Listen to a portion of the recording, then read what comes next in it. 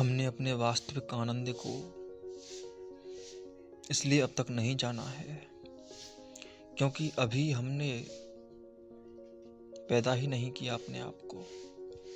हम मुर्दा हैं, मरे हुए हैं। उसका कारण यह है कि हम अपने भौतिक जन्म को अपना जीवन समझते हैं। भौतिक जीवन की जड़ें तो हैं ही नहीं। सूखी हुई जड़ों से कोई भी वृक्ष कैसा भी रस नहीं पी सकता, न पिला सकता है।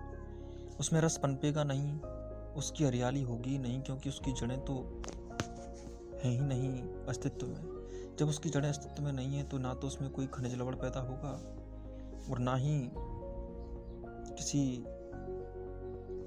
संयोजी ऊतक से या संवहन ऊतक से निचली जो जड़ें हैं वो पोषक तत्वों को ना ऊपर उठा पाएंगी, ना पौधा विकसित हो पाएगा, न रस पैदा करेगा। उसमें कुछ भी नहीं हो सकता अगर उसकी जड़ ही खराब है। जड़ की जन्म के बिना वृक्ष फैल फूल सकता ही नहीं, क्योंकि जब तक जड़ अपनी पूरी आभा में ना हो, अपने पूरे विकास में ना हो, तब तक आगे का विकास होता ही नहीं है, क्योंकि जड़ वृक्ष का स्रोत है, प्रथम स्रोत है। ठीक वैसे ही जीवन का प्रथम स्रोत है तुम्हारे अंदर पड़ा हुआ तुम्हारा अस्तित्व। और तुम्हारा अस्तित्व तुमने खो दिया है, तुम अस्तित्वहीन हो। उसका एक ही कारण है, क्योंकि तुमने जो अपना संबंध है वो अस्तित्व के साथ खत्म कर लिया है। अस्तित्व के साथ जो तुमने अपना तादाद में हटाया है, और अस्तित्व यानी कि अपना अस्तित्व वहाँ से हटाकर तुमने अपना तादाद में, तुमने अपना वजूद, तुमने अपनी हकीकत कहीं और कर दी है। हकीकत को छोड़कर किसी ऐसी घटिया चीज़ को हकीकत बना लिया है जो हकीकत है ही नहीं। क्योंकि अगर वो हकीकत होती तो तुम्हारे लिए कम से कम तुम्हारे होने को दर्शा देती। जब तक तुम में ना रहो, तुम्हारे लिए कोई भी हकीकत हो नहीं सकती, क्योंकि जब तक वो हकीकत तुम्हारी नहीं है वो हकीकत हो नहीं सकती। हकीकत का हकीकत होना तभी तय करो, ऐसा जानकर कि यह हकीकत हमारी हकीकत है या फिर यह हमारी हकीकत नहीं है। और याद रखो, जो हकीकत हमारी नहीं हो सकती वो हमारे लिए हकीकत नहीं हो सकती। इसलिए उस हकीकत को हमारे जीवन से बाहर फेंक कर असली हकीकत को जानने का प्रयास करो। वहीं जो जड़ें पड़ी हुई हैं वही तुम्हारी जड़ें हैं। उससे पहले तुम्हारी जड़ें, तुम्हारा जन्म तक नहीं हुआ। तुम्हारा जन्म तभी संभव होगा जब तुम जीने उठोगे, जब तुम खड़े हो जाओगे, जब तुम देख सकोगे, समझ सकोगे, जी सकोगे, पी सकोगे अस्तित्व का आनंद। तभी तुम हो जाओगे। अभी से तुम नहीं हो। तुम इसलिए बेताब रहते हो, तुम इसलिए अधूरे हो, क्योंकि अभी तक तो तुम्हें अपने आप को पैदा करने की प्रवृत्ति भी तुम्हारे अंदर विकसित अपने आप में नहीं की है। तुमने पहले अपनी यात्रा शुरू करो। उस यात्रा के साथ साथ अपने को पहचानो, समझो हकीकत को और जानो और आगे बढ़ो। आगे नहीं बढ़े तो तुम कुछ भी कर लेना, तुम अपने आप की हकीकत को कभी पहचान नहीं पाओगे। इसलिए सार को समझो, अपने आप में उतरो। सर्दी में हवा बहती है और हवा बह कर के उस ठंड की वजह से वही बहती हुई ऑक्सीजन बर्फ बन जाती है। जिस प्रकार वह बहती हुई हवा बर्फ बन गई है, ठीक वैसे ही तुम भी तब तक बहते रहोगे। स्थिर तब तक नहीं हो सकती जब तक ये हवा बर्फ न बन जाए। तुम्हारे जीवन की झूठी हवा कहीं भी बह जाती है, उस हवा को यूं ही ना बहने दो, बन जाने दो उसको बर्फ, थम जाने दो जीवन। जब तक हवा फैलती रहेगी उसका अस्तित्व ना होगा, और जब वो बर्फ नहीं बनेगी तब तक अस्तित्व तो पाएगी भी नहीं। बर्फ बनकर वो विभिन्न आकृति और बनावट, जैसे वो कोई चट्टान बन गई हो, वो अपना ही आकार अपने सही स्वरूप में पैदा अपने आप ही होने लग जाएगी। इसलिए जब तक तुम भटके रहोगे, बर्फ की तरह जम ना जाओगे, तब तक कुछ नहीं हो सकता। जमाव और फैलाव, बहना और रुकना, ये एक साथ होता है, ये सापेक्ष है। तुम बह नहीं सकते जब तक कि तुम थम ना जाओ, तुम थम नहीं सकते जब तक कि तुम बह ना जाओ। मैं वायु से इसलिए मना नहीं कर रहा हूँ कि वायु थम जाए, क्योंकि वायु बह रही है, बहना तो एक अच्छा गुण है, बहने में कोई समस्या नहीं है, लेकिन समस्या इसलिए है क्योंकि बहने का कोई अर्थ नहीं है जब तक कि वो बर्फ को अपने आधार में रख कर ना चले। अब वो हवा ही क्या जिसमें बर्फ बनने की क्षमता ना हो, और वो बर्फ ही क्या जिसमें हवा बनने की क्षमता ना हो। इसलिए इन सारी बातों को गौर से समझने की आवश्यकता पड़ती है। इतना आसान नहीं है यूं ही अपने जीवन को जी लेना। तुम्हारे जीवन का जो केंद्र है वो तुम्हारे पास नहीं होगा, किसी और के पास होगा, तो फिर उस जीवन को जीवन तुम्हारा कैसे कह सकते हैं। और जो जीवन तुम्हारा नहीं हो सकता, तुम्हारे लिए कम से कम वो जीवन नहीं हो सकता। इसलिए जो तुम्हारा नहीं है, तुमसे पैदा नहीं होता, वह तुम्हारा कभी नहीं हो सकता। इसलिए जिस हवा की अपनी कोई बर्फ नहीं, वो हवा कहीं भी बहे, उसका बहना बहना नहीं कहलाता। हम तो चाहते हैं कि वो हवा ठीक ठीक से बहे, ऐसे बहे जैसे अपने वजूद को कभी खोती नहीं हो, उसका बहना अपने आप में हो, सहज हो, सम्यक हो। ऐसी हवाएं तो किसी काम की नहीं, हल्की हवाएं जो कहीं भी बह जाती हैं, जिनको कोई भी झंझावात जब जो कोई भी दशा में बह उठती हैं। ये कोई हवाएं हैं, उनका ना कोई अपना बैलेंस है, उनको हवा नहीं समझता। ऐसी हवा जो कहीं भी बह जाती है, उसमें ताकत ही नहीं होती, वो आंधी पैदा नहीं कर सकती, उसमें तूफान नहीं होते। और तुम्हें तो अपने जीवन की सजावट के लिए तूफान और चक्रवातों को अपना नाच बनाना है। इसलिए सब कुछ आवश्यक है और सम्यकता के साथ आवश्यक है। व्याख्यात्मक विचार तुम्हारे मन में पड़े हुए हैं, व्याख्या करने की आवश्यकता नहीं पड़ती, परंतु व्याख्या तुम्हारा गुण बन गया है। उसका कारण इतना ही है कि तुम झूठ के दायरे में अपनी हकीकत को फेंक आए हो। अब वो दायरा जो व्याख्या दिलवाता है तुमसे, तुम वही व्याख्या देने चले जाते हो, प्रस्तुत हो जाते हो किसी ऐसी जगह पर जहां तुम्हें होना नहीं चाहिए था। उसका कारण है कि तुम्हारे अनुसार चलने चाहिए थे, किसी और के अनुसार चल उठे। यही बस तुम्हारी जीवन की झूठी मूर्ति है जो तुमने ही तैयार की है। और याद रखो कि स्थिरता निष्कलंक मन का प्रतीक है। तुम संसार में उलझो या निर्माण में उलझो, दोनों ही झूठ हैं, दोनों ही अपवित्र हैं। यदि कोई कीमती रत्न या कहें कि हीरा कीचड़ में पड़ा हो, ऐसा नहीं है कि उसमें चमक नहीं है या आभा नहीं है या कांति नहीं है, लेकिन कीचड़ की वजह से नहीं है। ठीक वैसे ही ऐसा नहीं है कि तुम्हें हकीकत नहीं है, हकीकत है, लेकिन वो कुछ कीचों से लिपटी हुई है, और वो कीच तुम्हारे अलावा सब कुछ है।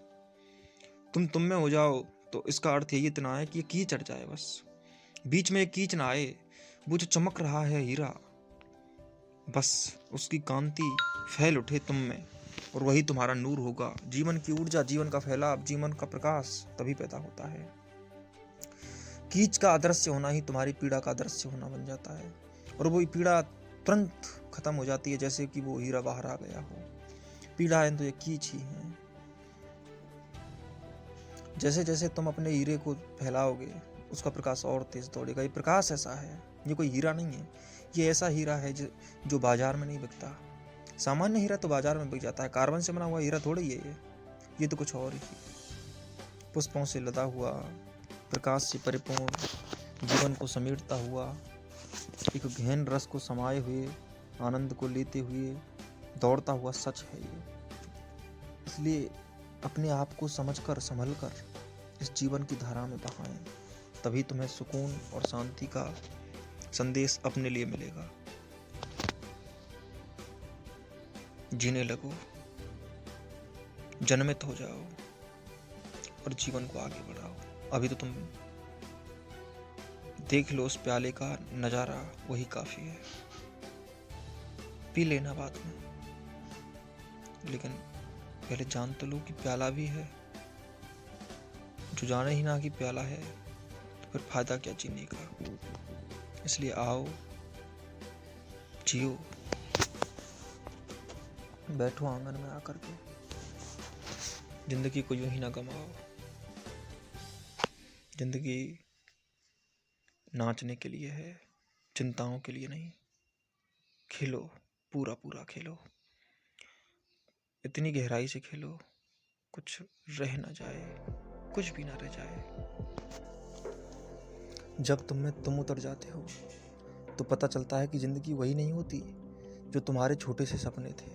अरे इतनी छोटी ज़िंदगी क्या जीनी।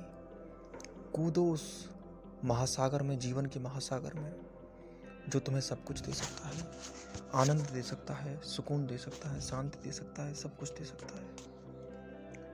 तुम समझते हो कि तुम्हें यही जीवन, जैसे तुमने झूठे जीवन को केंद्रित करके अपने जीवन की व्याख्या कर ली है, वही जीवन है। जीवन उतना ही नहीं होता, बहुत गहरे गहरे जीवन है। और ये जीवन, यही गहरा हो सकता है, कोई और जीवन नहीं है। वो तुम्हारा ही जीवन है, बस उसे बदलना है, केंद्रित करना है, उसकी गहराई बढ़ानी है, उसको आनंद बढ़ाना है। तुम्हें ऐसा क्यों लगता है कि तुम्हारी चिंताओं के अलावा तुम्हारे जीवन में कुछ नहीं है? अरे खड़े होकर देखो तो सही, उतरो तो सही उस महासागर की गहराई में जहाँ रत्नों के भंडार लगे हैं। तुमने तो जीवन को चिंताओं की तरह ही देखा है अब तक, लेकिन जीवन केवल चिंता नहीं है। जब तुम पाओगे वहाँ जाकर के कुछ और भी मिलेगा तुम्हें। हम यही करते हैं, मिलता कुछ और ही है, कोशिश झूठ की करते हैं, जाते हैं कुछ सोच कर, मिलता है कुछ और सच्चाई ये है कि वो जो मिलता है वो बहुत ऊंचा मिलता है।